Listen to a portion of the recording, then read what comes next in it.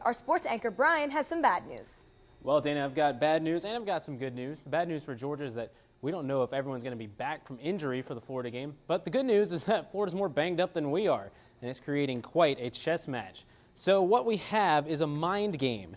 Which player is going to attack? Georgia's Todd Gurley and Michael Bennett should see the field this week against Florida. We expect they'll make a move into the forefront. Their presence is enough to alter the Gators' game plan. Florida's already lost several key defensive players to injuries, and Coach Richt may not give us a definite yay or nay from his side of the board, and that'll keep Florida's pawns from setting a stronger defense, and it could decide which team is crowned king. Now, Florida played their hand pretty close to the vest a couple of years ago when they held quarterback John Brantley out of the pregame warm-ups. He started anyway, and Richt won that particular chess match, so we'll see how he does this time around. And speaking of coaches that we don't always like, Georgia fans, never thought you'd say it, but thank you, Steve Spurrier. South Carolina's thrilling overtime upset of Missouri made the SEC East race a lot more interesting today, and Georgia isn't out of it just yet. Here's what the SEC East standings look like. Missouri still controls its own destiny, but they've still got to get by Ole Miss, Tennessee, Kentucky, and Texas A&M if they want to get to the Dome without a hitch. That's no easy task.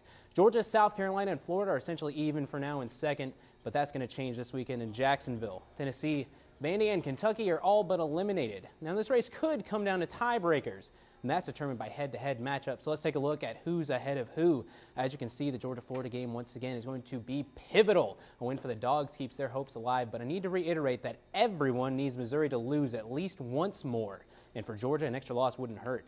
The best hope for the Dogs is for Mizzou to lose twice. That could give Georgia a tie-break win over South Carolina for the East crown, but they need to beat Florida first. Braves fans, your team is out of the postseason, but don't think Atlanta isn't making an impact. Georgia native and former Atlanta Brave Adam Wainwright is looking to break a 2-2 series tie tonight. He's on the mound against Boston's John Lester. The stats pretty close on both sides, as you can see. Lester got the better of Wainwright with Boston's 8-1 victory in Game 1. Wainwright's at home in St. Louis tonight, though.